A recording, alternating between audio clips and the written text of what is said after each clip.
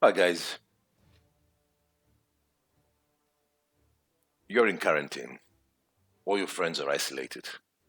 Your wife has cleaned your war game room, sanitized it, and put your figures back in the cupboards. You don't dare to move them. She's gonna kill you. What are you gonna do? You wanna play a game? Well, you can play Field of Glory 2 um, for the P4 PC, for the computer. I can hear my friends saying, Nicholas, sacrilege, a computer game, how dare you? It's okay, guys. I just want to showcase this. Don't consider it as a computer game. Consider it as actually a miniature war game that is played on the computer. So let's have a look. You have a tutorial. You have battles. It's custom and historical battles, epic battles, um, custom battles, epic battles.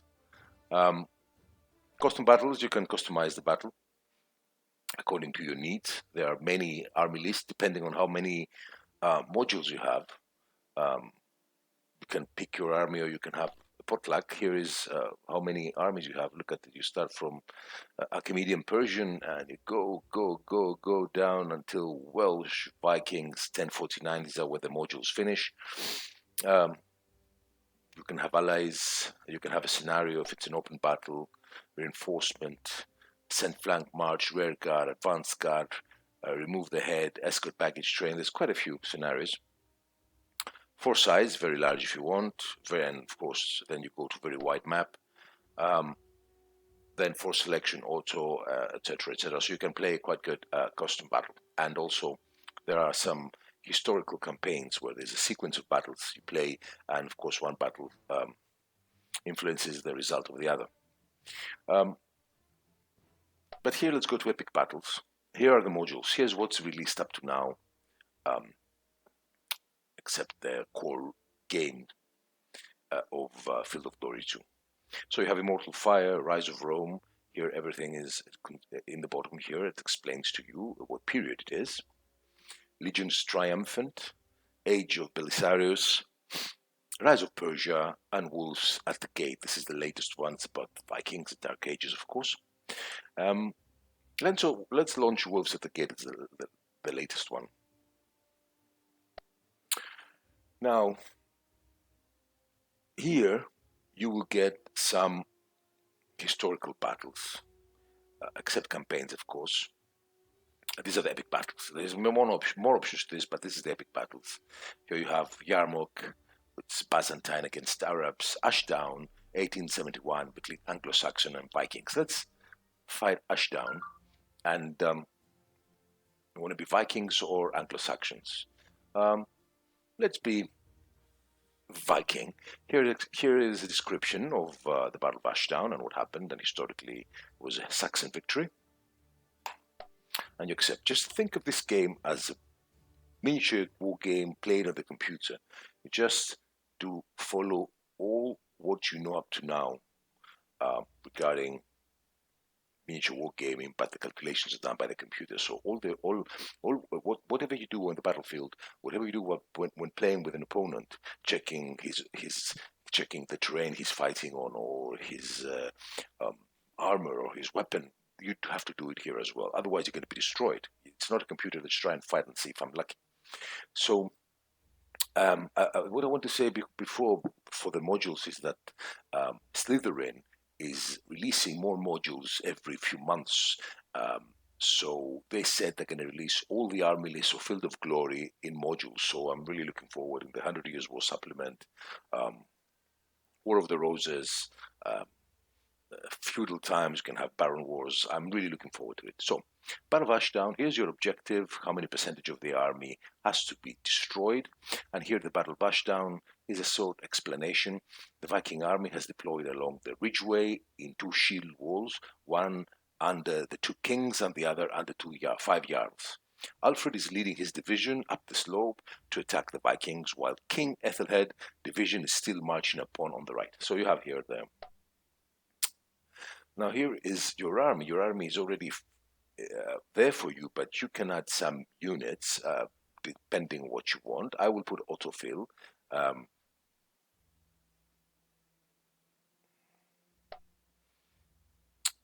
and I will accept, of course, in the campaigns or your here it is. The battlefield is very beautiful. It's really beautiful in the campaigns, and of course in other games you do the deployment, you organize who is your commanders and everything. So you can have also a command log, combat log here if you want, and here you can check the battle from far away, and here you can go closer. Let's have a look, and I will give you an example of what I'm talking about. So here is the deployment, the historical deployment, and here you have your unit. So you see in the bottom, Jarl's Housecarls.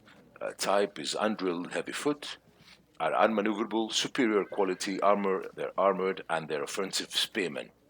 All these are characteristics that play important role. Behind you have Viking riders, undrilled heavy foot, unmaneuverable, average, protected, offensive spearmen. Here is with a big banner is your commander. This is they are Viking raiders, and they are Jarl's Housecarls. Excuse me. The graphics are pretty good.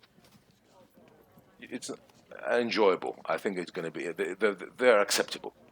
Here you have the Saxons, and here you can go again and check your opponent's qualities. Here these are herdsmen.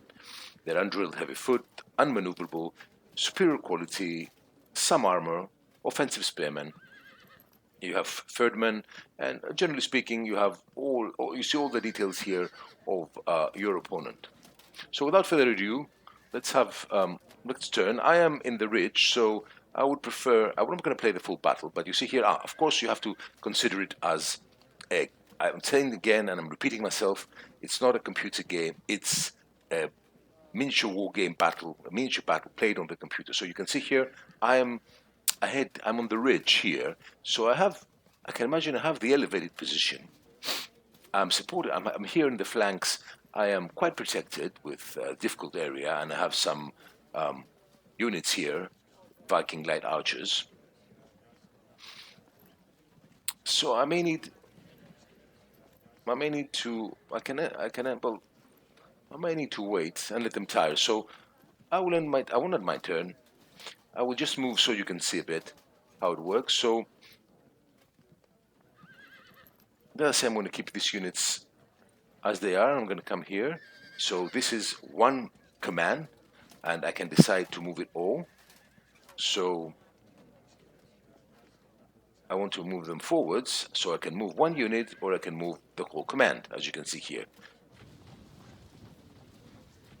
So I'm moving the whole command, and I end my turn and confirm. Now you can press some options, and you can make the computer work faster than you, faster than this, although I think this speed is fine for me because I want to see the computer moving. So this is what sounds like when the enemy finish a turn. So we want to move forwards again. I'm moving again forwards like this. I'm not thinking about a strategy, and I'm going to move my command. I'm not going to move this command, but here I'm hiding. I may need to attack, shoot. This is an option, or to attack. You see here you have the percentages of you winning, impact, and melee. What is your percentage of win, lose, and draw? So you need to know your percentage, so you can decide what to do. Here, of course, let's go here closer. Here is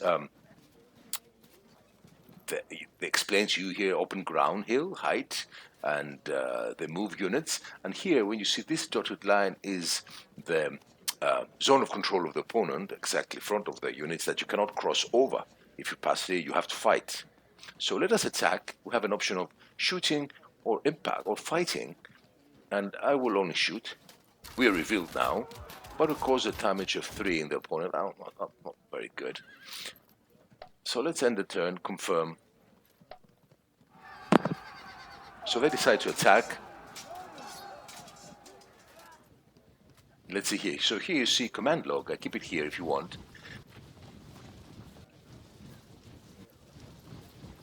You have all the casualties, everything you need to know about what's happening in the battle. So amazingly, despite their precarious situation, our Viking light archers held firm. Our unit fought back. So everything regarding the battle can be found in the battle log. I will remove it now and I will put it again. So the Saxons are moving quite fast. They're aggressive.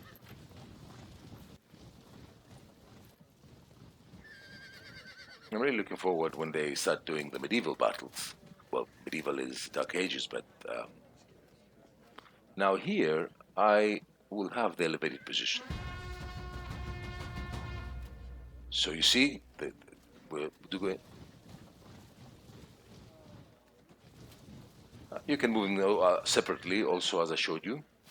But now what I'm going to do, I'll try to expand my line so my units can get support, and I will try to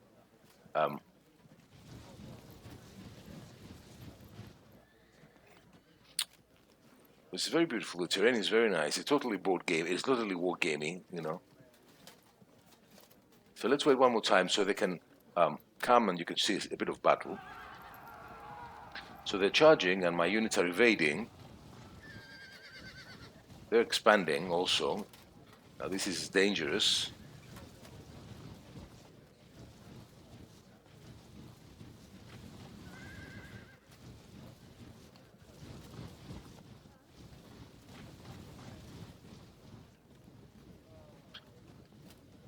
Combat log, as I told you, you can find anything here. Close combat round, badly -1. So it has all the details here. I don't know how you like seeing the battle. You can go higher. This is very nice. It is a very good game, believe me. And the very important thing is that you don't need a very powerful computer. Now they're going up. I should have probably been here to take advantage of the elevated position. I'm flanked from here. Very bad. I played very badly.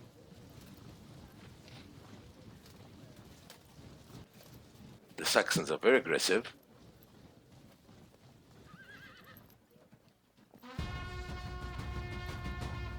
So let's have a round of fighting. So I cannot attack here. So let me go. Okay. So let us charge. Let's do something with our herdsmen, who have 74% of win during impact. So they're charging. And we disrupted our opponents because we have very good impact.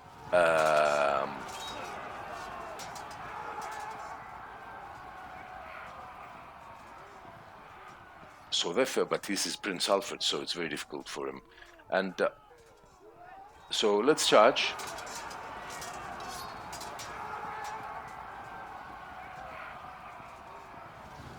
And we can fight here from the left.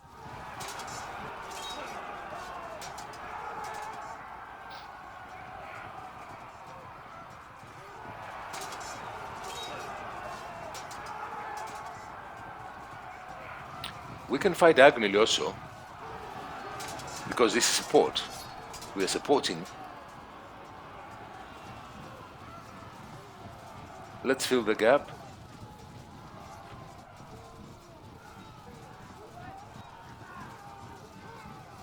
Now, the battle will develop. You have to think like you're playing a game of Field of Glory. That's how I think of it. Now, we're in trouble here because we have to turn because we are getting outflanked. We're getting outflanked. Let's go and see again what's happening. You see, you can see in the combat of the casualties, the enemy casualties, disadvantages versus enemy hitmen. You have all the combat results here and more details also. So, should I play a bit more? The graphics are beautiful. The armies are fighting currently. You can find the status of what's happening below. They tell you that they are in close combat. Here on top left, you see how many units you have routed and how many percentage of the army is on the battlefield.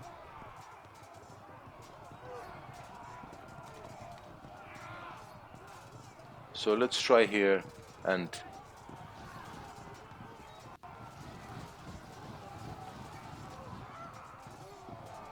we cannot attack. Let's try in here and cover our flank.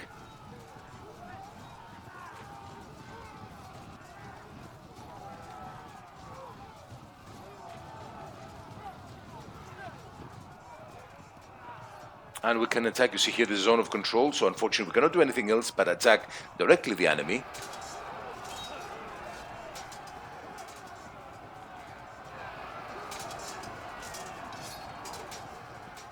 But they held firm, so let's do the last turn for my opponents, and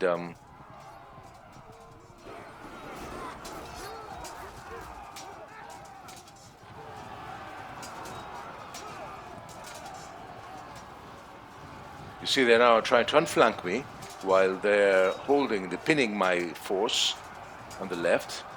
All these, you can see the results, all the results here, you can see, as I said, from the combat log, everything that happens, it informs you exactly what's happening.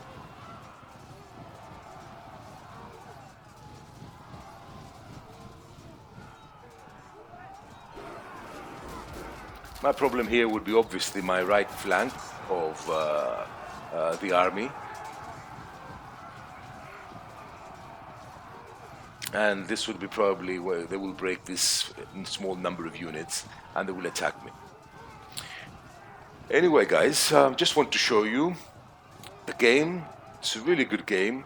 Very important that you don't need a very powerful PC to enjoy it. And very soon we're hoping for more eras, up to all the eras that are included in the army lists of Field of Glory. Here you're in melee, so you see, held firm. Everything is mentioned here, but you can find it also in the battle log.